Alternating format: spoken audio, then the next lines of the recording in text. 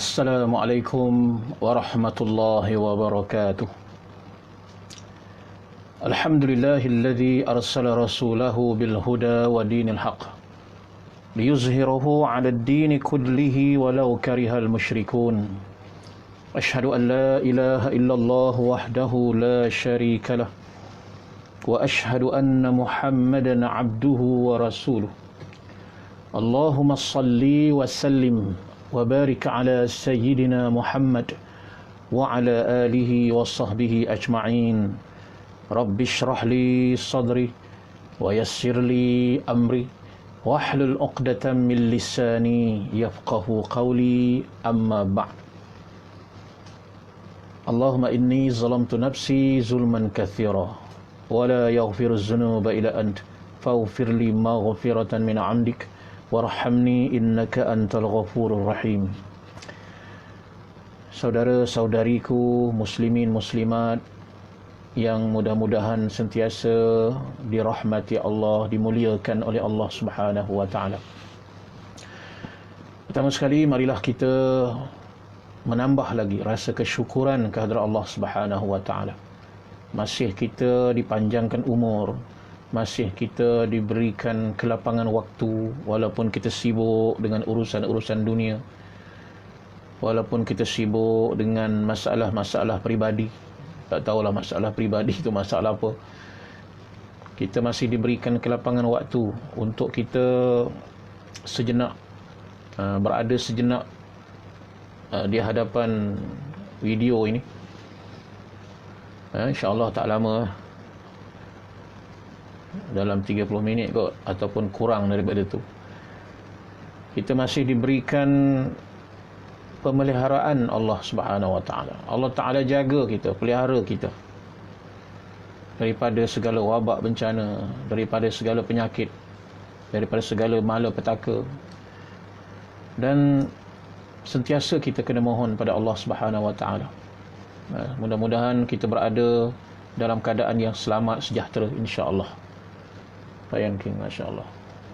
Ryan King, nama sedap Ryan King. Pertama sekali, kita tambah rasa kesyukuran itu dengan menambah segala bentuk amal ibadah. Itu yang terbaik.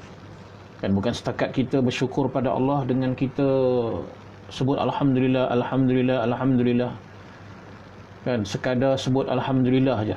Kan? Lepas tu kita tak iringi dengan segala bentuk ibadah-ibadah.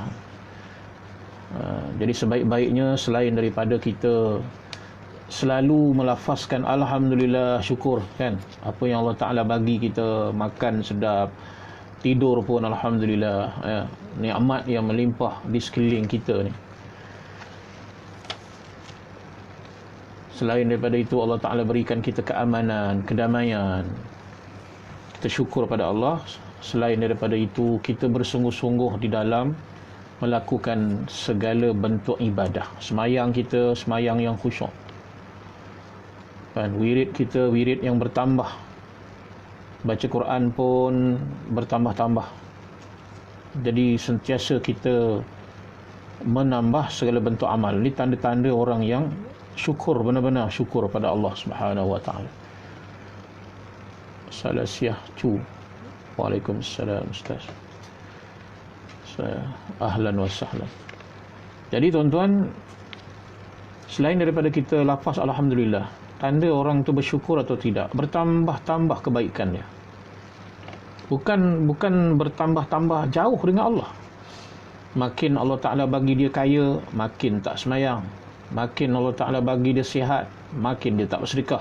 Makin semakin jauh daripada Allah Subhanahu wa taala. Itu bukan tanda syukur, itu tanda kufur kepada Allah Subhanahu wa taala. Na'udzubillah min dzalik. Baik tuan-tuan, pada petang Sabtu minggu pertama dan minggu ketiga, saya akan menyampaikan kuliah-kuliah fardu ain, khususnya kepada muslimat, amnya kepada seluruh umat Islam, bukan muslimat ajalah. Sebelum ni kepada muslimat aja yang berada di perkampungan Cenderawasih, Kuantan, di Dewan Masjid Sayyidina Umar bin Khattab pada setiap minggu pertama dan minggu ketiga, ya. Dan waktunya ialah pada pukul 5.20. Itulah waktunya. Dan walaupun dalam suasana PKP ni kita tak dapat nak melaksanakan secara tatap muka, kita laksanakan secara atas talian, tak jadi masalah. Dan kita terus kepada buku ni, yakni buku 100 pesanan terakhir Rasulullah sallallahu alaihi wasallam. Dah sampai tengah dah ni, dah lama dah kita baca buku ni. Kita dah sampai tengah. Apa pesanan Rasulullah sallallahu alaihi wasallam yang ke-46. Maka surat 170. Jadi yang tak ada buku, kita mustami'in ajalah, orang-orang yang mendengar pun tak apa juga, Segerakan bertaubat. Pesanan Rasulullah SAW berikutnya, segerakan bertaubat, usah bertangguh. Itu tajuk besar dia. Segerakan bertaubat, usah bertangguh. Jadi kehebatan kita ni manusia ni bertangguh-tangguh. Kejap lagi lah, subuh besok lah, besok pagi lah, kan? Seolah-olahnya kita rasa Nur Aisyah Azizan, ya, waalaikumsalam ya Nur Aisyah, Nur Aisyah, waalaikumsalam, ahlan wa sahlan, selamat datang. Mohon tolong share, kepada rakan-rakan kita, walaupun sebaris ayat, mudah-mudahan bermanfaat kita bersama. Amalkanlah yang terbaik, insya-Allah. Tuan-tuan, kelebihan manusia ni, termasuk saya jugalah, suka bertangguh-tangguh, kan? Bila nak buat sesuatu benda, contoh nak bersedekah, tengoklah besok pagi, kan? Sembahyang tarawih, tak apalah, esok kan ada tarawih lagi. Kita selalu bertangguh-tangguh. Sedangkan sifat bertangguh-tangguh ni seharusnya kita kena ubah. Kerana mati itu bila-bila masa sahaja. Kita nak tangguh ke pagi besok, subuh besok belum tentu kita boleh bangun. Ada beberapa orang dalam berita kita tengok di media-media arus perdana, kita baca surat khabar, kita dengar kita tengok televisyen, kita tengok berita-berita. Ada yang tidur malam langsung tak bangun dah pagi besok.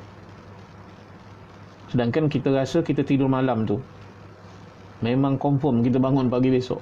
Sebab tu kita kata pagi besok kita buatlah, kan? Tengok lansi nak raya ni tak pasang lagi, besoklah kita pasang. Kuih tak pun, kuih semprit belum buat lagi, kan?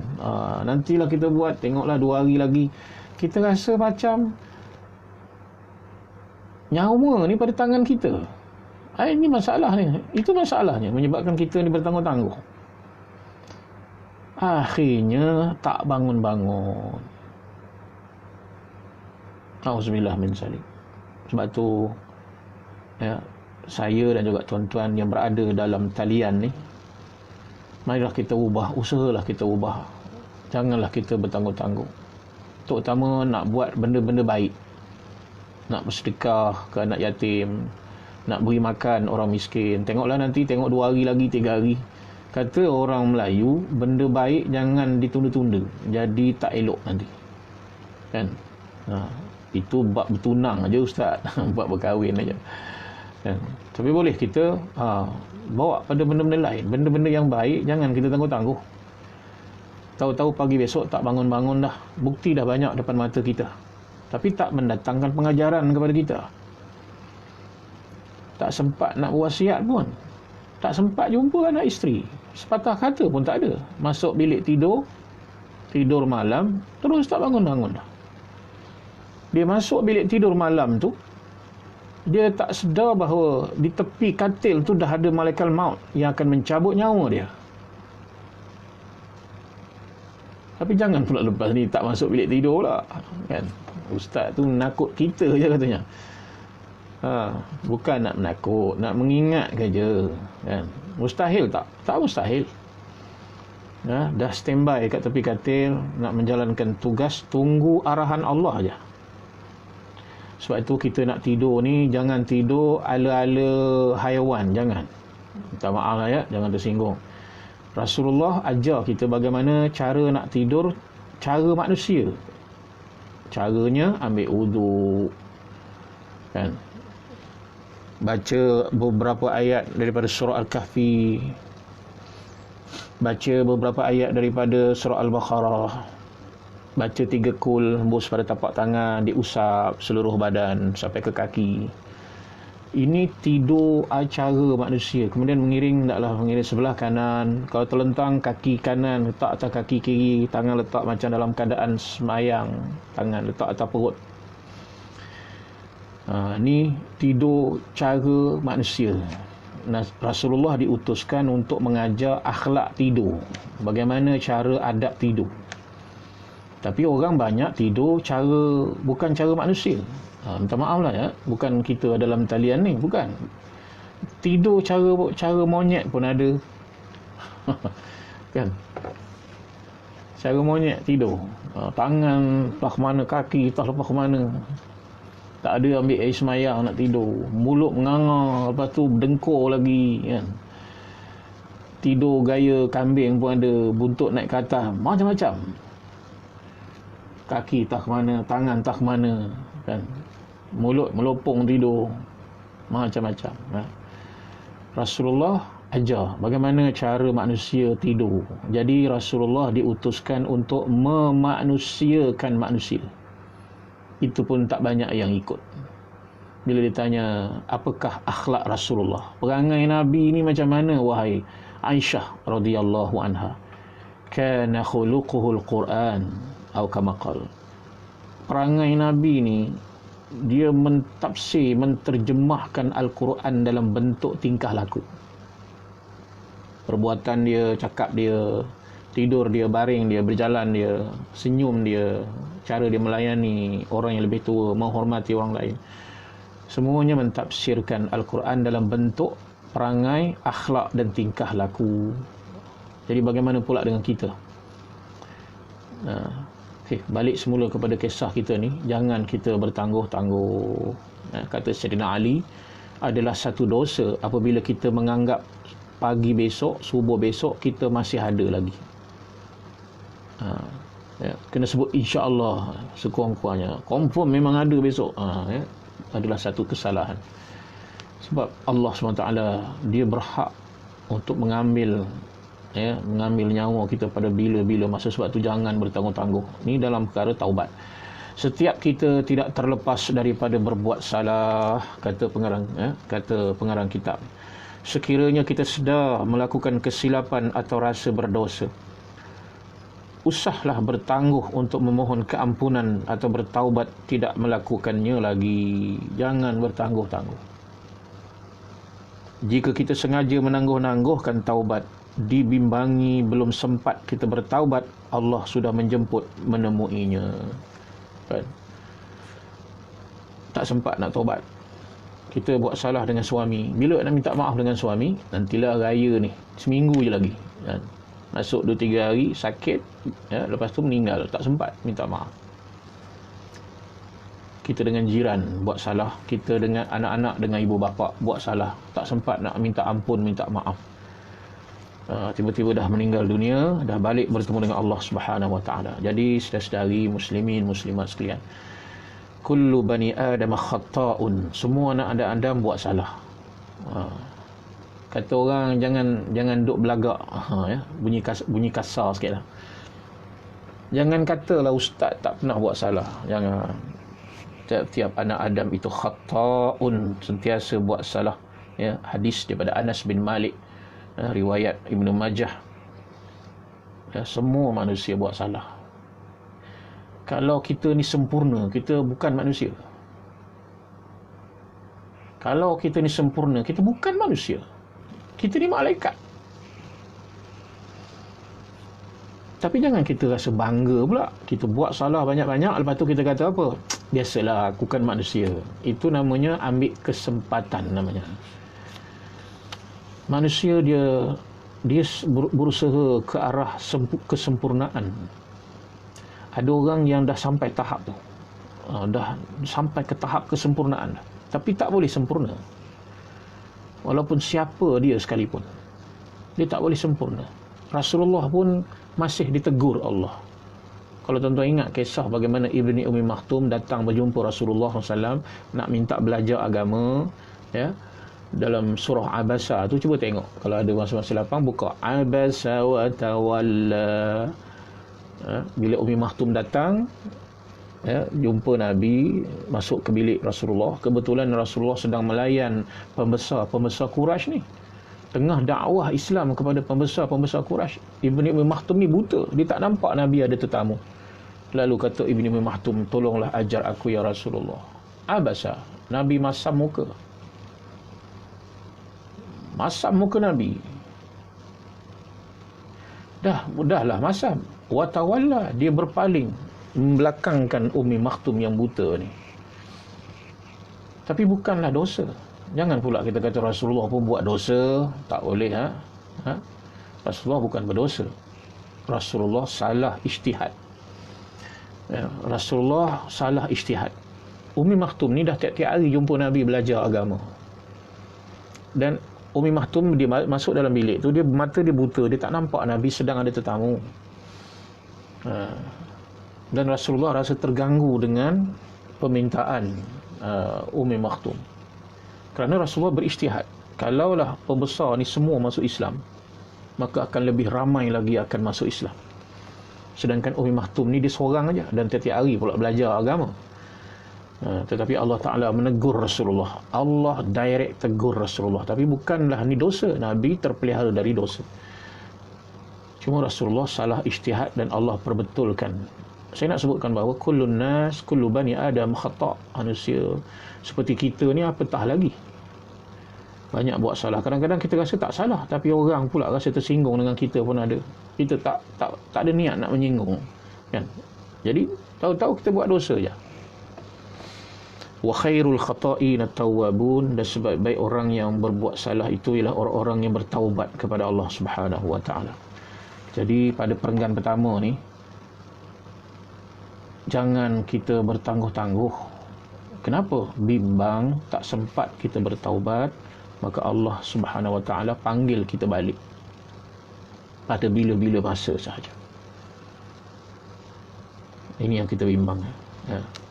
Dan bila kita mati dalam keadaan menangguh, bermakna kita balik bertemu Allah membawa segala dosa-dosa kita.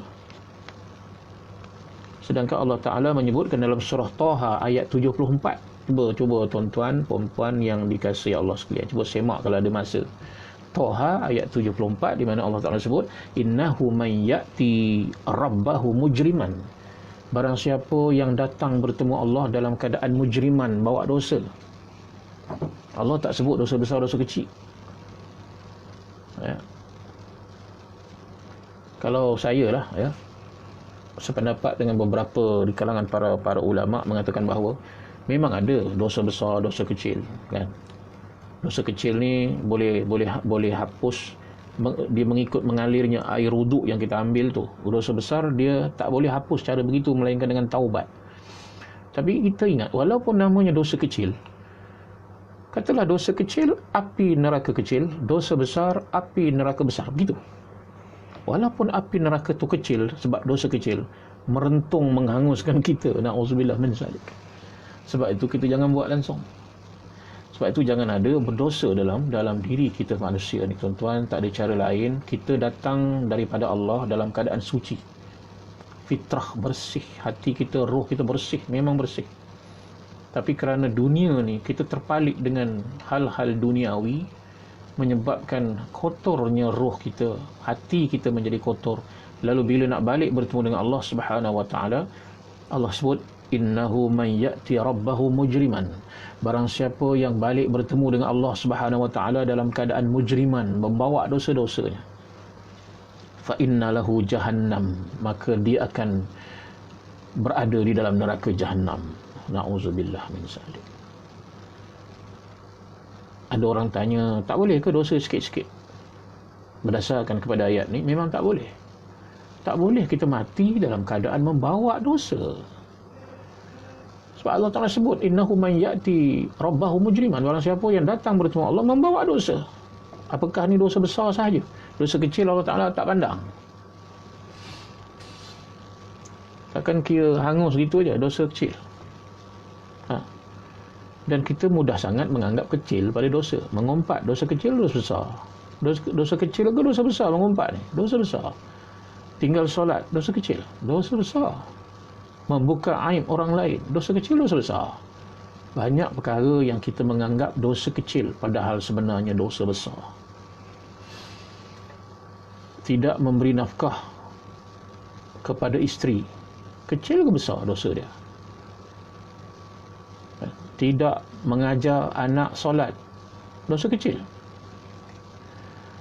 Sebab tu orang siapa yang balik bertemu dengan Allah dengan membawa dosa-dosanya, maka tempatnya lah di dalam neraka. La yamutu fiha wa la yahya. Surah Taha ayat 34. Dan bila dia berada dalam neraka itu, dia tidak hidup dan dia tidak mati. Kita tengok sekali, matilah. Tapi dia boleh bergerak lagi, boleh hidup lagi. Kita tengok dia bergerak, tapi sebenarnya dia dah macam mayat dah. Dah jadi cerita macam zombie lah pula. Serial sungguh lah. Jadi cerita macam zombie pula. Na'udzubillah min zalik. Jadi tuan-tuan muslimin muslimat sekalian, bersihkan hati-hati kita ni daripada segala dosa. Dah, kita sambung lagi. Dalam sebuah hadis yang diriwayatkan oleh At-Tirmizi, Rasulullah SAW berkata, semua anak Adam banyak melakukan kesalahan. Ini saya dah baca tadi. Dan sebaik-baik orang yang bersalah ialah orang yang banyak bertaubat. Banyakkan kita bertaubat kepada Allah SWT. Ini pada musim-musim Ramadan. Banyakkanlah kita mohon keampunan. Sebab itu lepas 4 rakaat sembahyang tarawih, imam doa, Allahumma innaka afun. Ini doa ni sebenarnya diajarkan oleh Rasulullah SAW kepada Sayyidatina Aisyah radhiyallahu anha. Rasulullah bertanya kepada Aisyah, wahai Aisyah, kalaulah kamu sempat bertemu dengan Lailatul Qadar, apa doa yang akan kau panjatkan kepada Allah? Lebih kurang macam tu bentuk soalan dia. Apa doa? Doa banyak ni. Kan? Doa minta panjang umur, murah rezeki, minta kaya, minta macam-macam doa. Ratusan doa, ribuan jenis doa. Jadi pada malam Qadar tu, apa doa yang kau akan minta kepada Allah? Maka Aisyah jawab, aku pun tak tahulah ya Rasulullah, wahai suamiku. Apa doa yang sepatutnya aku panjatkan pada Lailatul Qadar itu? Maka Rasulullah ajar, bacalah Allahumma innaka afun. Sesungguhnya kau pemaaf. Tuhibbul afwa, kau suka memaafkan. Kau suka mengampunkan. Fa'fu anni, maafkanlah aku. Ini doa yang Rasulullah ajar kepada Sayyidatina Aisyah radhiyallahu anha. Ada tak Aisyah komplain? Aku kan calon syurga. Kenapa suruh aku minta ampun? Aku kan isteri Nabi. Takkan aku buat dosa-dosa lagi? Betul tak? Kalau kita rationalkanlah. Nabi ajar doa Allahumma innaka afun, suruh minta maaf pada malam Qadar. Tak ada doa lain dah. Kalau dia seorang peniaga, doa Lailatul Qadar nanti minta supaya perniagaannya laris. Habis PKP ni jadi untung berlipat kali ganda. Kalau dia seorang pelabur, sepatutnya doa yang diminta, ya Allah, naikkanlah saham pelaburannya. Betul tak? Sepatutnya begitu. Salinah Ruslan, alhamdulillah. Rasidah. Rasidah. Ya, sepatutnya itu doa dia. Kan? Doa minta panjang umur ke? Biar umur kita panjang macam Nabi Musa. Umur panjang macam Nabi Nuh, 1500 tahun, 3000 tahun. Kan? Makbul malam tu. Kenapa Nabi suruh Aisyah minta doa yang ini special? Allahumma innaka afun. Tuan-tuan, sedangkan Aisyah isteri Nabi disuruh doa minta ampun. Ini kan pula kita. Itu moral dia. Sedangkan, saya ulang lagi, sedangkan Aisyah tu calon syurga, isteri Nabi, masih Nabi ajar doa suruh minta ampun pada Allah di malam Qadar. Ini kan pula kita yang tak nak minta ampun.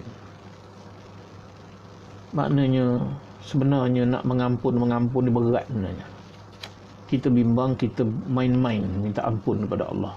Lepas minta ampun buat lagi. Tapi Allah Ta'ala ni disuka mengampunkan. Bila Allah ampunkan dosa seseorang, dia delete habis. Dia tak ungkit-ungkit dah. Saudara-saudari muslimin muslimat sekalian, jadi jangan kita rasa selesa dengan dosa-dosa yang ada. Saya mudah-mudahan banyak dosa. Kadang-kadang bila kita siap semayang, kita menung di penjuru sejadah di sepertiga malam, kita dapat renung tentang dosa-dosa yang lalu. Zaman-zaman kita muda-muda dulu, semayang daripada 5 waktu tinggal 2 waktu. Waktu rajin, waktu malas. Bukan 5 waktu lagi. Semayang tak mana-mana masa tu. Panjat pokok mangga rumah jiran, curi mangga. Bukan saya lah, orang lain lah. Nak ceritakan bahawa banyaknya salah kita pada orang, pada jiran, pada rakan-rakan kita. Banyaknya salah dan dosa. Dosa dengan Allah lebih-lebih lagi.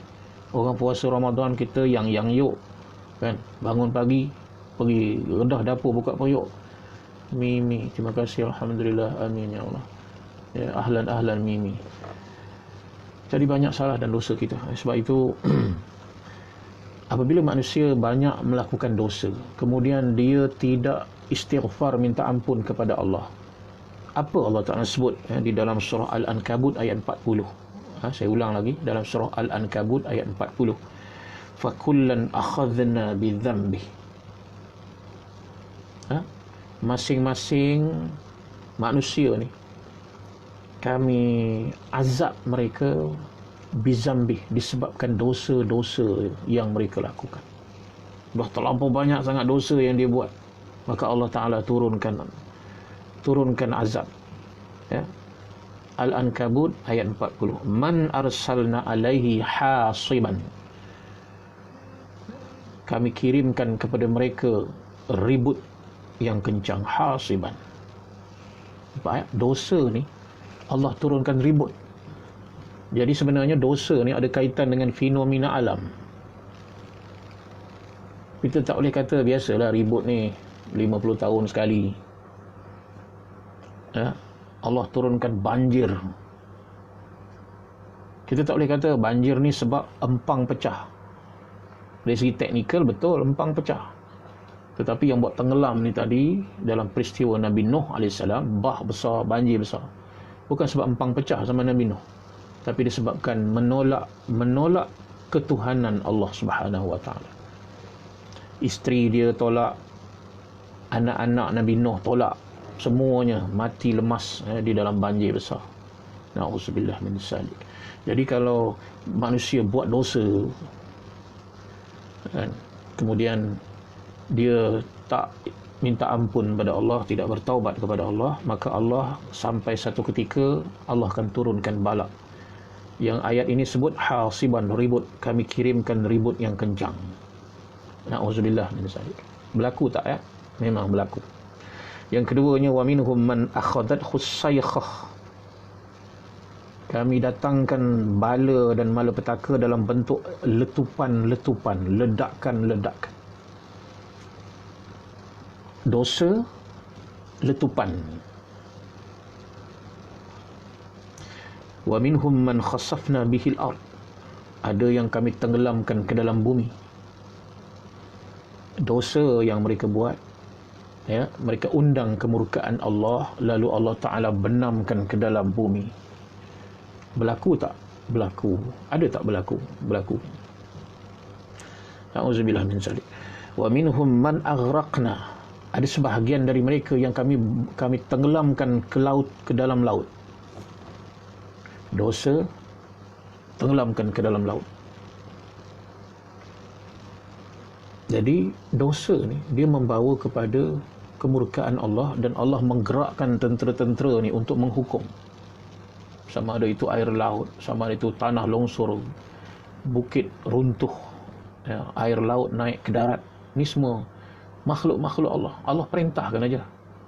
Tak mungkin air laut tu ada nyawa, boleh bergerak sendiri. Balik semula kepada dosa ni, ya. Panjanglah masa kita ni, ya. Oh ya, ya. Jadi sangat penting kita segera bertaubat kepada Allah Subhanahu Wa Taala. Jika kita ada buat kesalahan dan dosa, jangan menangguh-nangguh lagi untuk bertaubat kepada Allah Subhanahu wa taala. Taubat, istighfar, ya.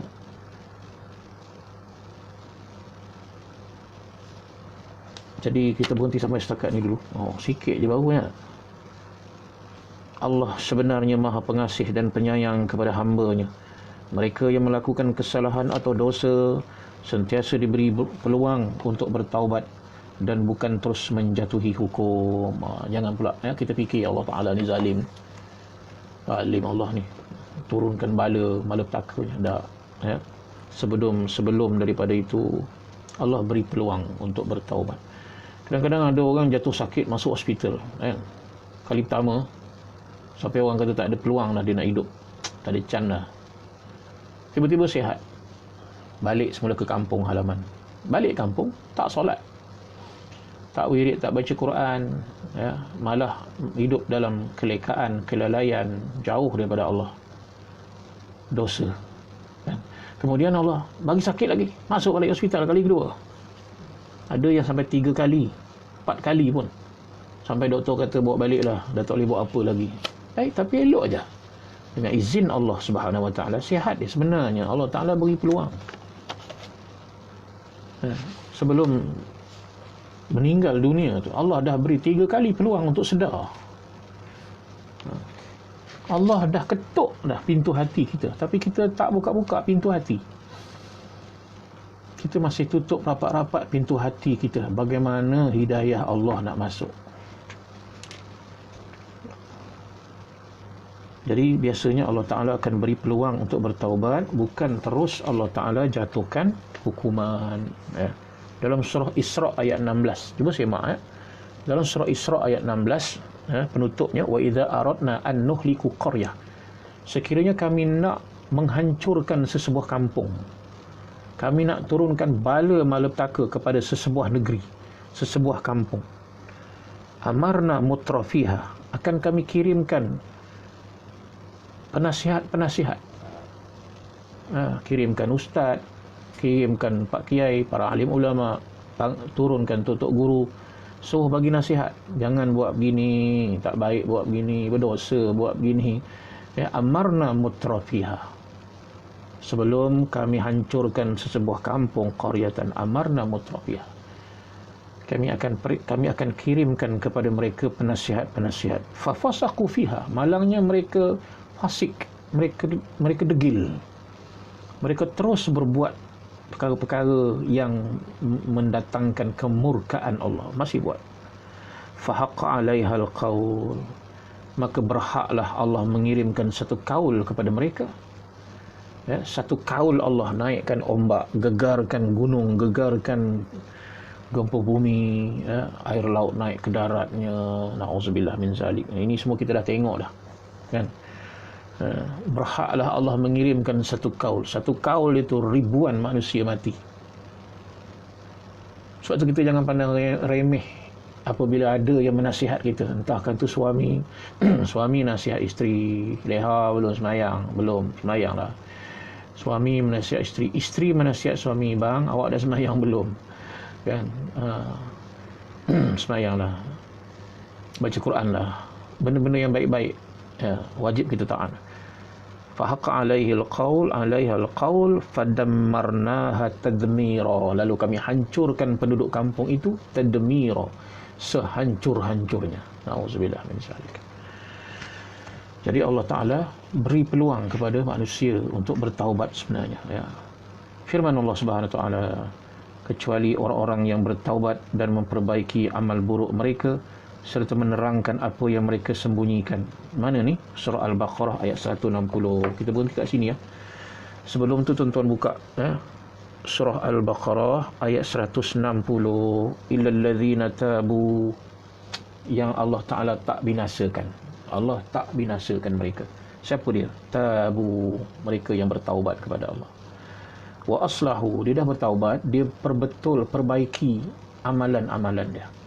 Kalau semayang sebelum ni tak khusyuk, dia cari jalan nak khusyuk.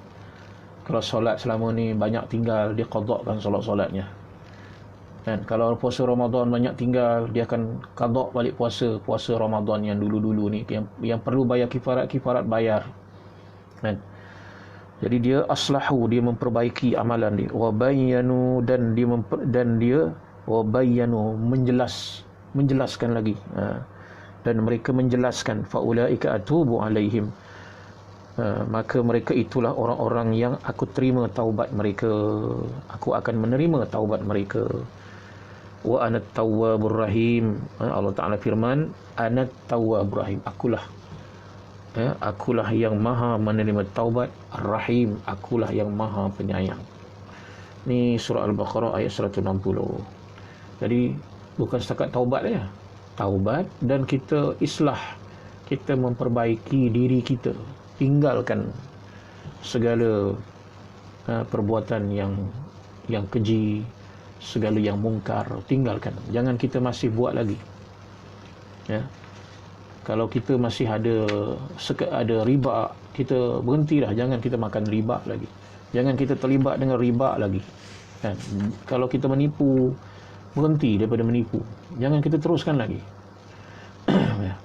Maksudnya begitu. Ya. Bukan setakat bertaubat, tetapi wa aslahu, dia mengislah, memperbaiki, memperbetulkan dirinya. Jadi kita berhenti pada muka surat 170. Biasanya kalau kelas itu habis, sampai habis satu bab ni nampak tak habis. Sebab masa kita tak dapat sampai 2 jam. Biasanya 1 jam setengah, 5.30 ke 6.30, 1 jam. Jadi sekadar itu sajalah untuk hari ini. 100 pesanan Rasulullah SAW. Dan kita mengajak supaya jangan kita menangguh-nangguh lagi untuk kita bertaubat kepada Allah Subhanahu Wa Taala, sebab kita bimbang pada bila-bila masa sahaja Allah Ta'ala berhak untuk memanggil kita balik. Tak boleh kita mundur sesaat, kita kena cepat sesaat pun tak boleh apabila ajal telah pun sampai. Ini realitinya. Orang yang sedang jogging, jatuh tersembam, mati. Orang yang sedang main bola, jatuh tersembam di padang. Orang yang sedang bermesyuarat, tersembam kepalanya di atas meja mesyuarat. Tengah meeting pun mati tak. Kan? Tengah duduk depan TV, gelak tengok Raja Lawak, tengah gelak ha terus senyap aja, habis nyawa depan TV. Jadi pada bila-bila masa sama-sama kita mohon, ya Allah, mudah-mudahan panjangkanlah umur kita, berkatilah usia kita yang dipanjangkan ini, sentiasa kita nampak benda-benda yang baik sahaja, melakukan perkara-perkara yang baik sahaja dalam kehidupan kita. Jadi sekadar itu saja, mari sama-sama kita tadahkan tangan kita. Ni tangan saya ni banyak sangat buat salah. Dan tangan yang banyak buat salah inilah nak kita hadapkan berdoa kepada Allah Subhanahu Wa Taala. Marilah kita tadahkan tangan kita. Bismillahirrahmanirrahim. Alhamdulillahirabbil alamin. Wassalatu wassalamu ala asyrafil anbiya'i wal mursalin wa ala alihi wa sahbihi ajma'in. Allahumma tahhir qulubana ya Allah. Ya Allah, bersihkanlah hati kami daripada segala dosa-dosa. Permudahkanlah kami ya Allah. Allahumma astur uyubana ya Allah, tutuplah segala kaiban-kaiban kami ya Allah. Washik mardana, washfi mardana, sembuhkanlah segala penyakit-penyakit kami. Waqdi duyunana, tolonglah bantu kami membayar segala hutang piutang kami ya Allah. Permudahkanlah kami membayar segala hutang piutang kami ya Allah. Wa bayyid wujuhana ya Allah, cahayakanlah wajah-wajah kami. Warfa' darajatana, angkatlah darjat-darjat kami ya Allah. Warham abaina, rahmatilah bapa-bapa kami. Waghfir li ummahatina, ampunkanlah dosa ibu-ibu kami ya Allah. Ampunkanlah dosa ibu kami ya Allah. Wa aslih dinana wa dunyana, perbaikilah kehidupan dunia kami, perbaikilah kehidupan agama kami ya Allah. Wa syattid syamla a'daina, kau hancurkanlah kesatuan musuh-musuh Allah ya Allah. Musuh-musuh kami ya Allah, musuh-musuh Allah. Wahfaz ahlana, peliharalah keluarga kami ya Allah. Wahfaz amwalana, peliharalah harta benda kami. Wahfaz biladina ya Allah, peliharalah negara kami. An jami'il afati, daripada segala perosak-perosak ya Allah. Wal amradi wal balaya, jauhkan negara kami ya daripada segala penyakit dan daripada segala balak malapetaka. Wathbit aqdamana ya Allah, tetapkanlah pendirian kami. wansurna 'alal qaumiz zalimin. Teguhkan, turunkanlah pertolongan kami menghadapi orang-orang yang kafir, ya. Kuatkan kami menghadapi golongan yang munafik. Wansurna 'alal qaumil kafirin wansurna 'alal qaumiz zalimin. Bantulah kami ya Allah menghadapi golongan-golongan ini ya Allah, bi hurmatil Qur'anil azim, dengan rahmat, ya, dengan kemuliaan Al-Quran ya Allah. Allahumma inna na'udzubika minal baras, ya Allah, jauhkan kami daripada penyakit sofak, wal junun, jauhkan kami daripada sakit gila, wal juzam, jauhkan kami dari sakit kusta, wa min sayyi'il asqam, jauhkan kami daripada segala bentuk penyakit yang berbahaya ya Allah. Terimalah doa kami ini ya Allah, makbulkanlah doa-doa kami ini ya Allah, terimalah segala amalan-amalan kami ini ya Allah. Rabbana atina fid dunya hasanah wa fil akhirati hasanah wa qina azabannar. Amin amin ya rabbal alamin. Wassallallahu ala sayyidina Muhammad wa ala alihi wa sahbihi ajma'in walhamdulillahi rabbil alamin. Taqabbalallahu minkum. Dan seterusnya kita tutup majlis ini dengan kita baca, mudah-mudahan Allah ampunkan kita semua, jauhkan daripada keangkuhan, kebongkakan, kebanggaan, kesombongan. Ya, jadilah kita tawaduk di hadapan Allah Subhanahu wa taala, tawaduk sesama manusia. Mari sama-sama kita bacakan tasbih kifarah dan surah Al-Asr. Subhanakallah wa bihamdika asyhadu an la ilaha illa anta astaghfiruka wa atubu ilaik. Bismillahirrahmanirrahim. Wal 'asr. Illal ladzina amanu wa 'amilus solihati wa tawassaw bil haqqi wa tawassaw bis sabr. Assalamualaikum warahmatullahi wabarakatuh.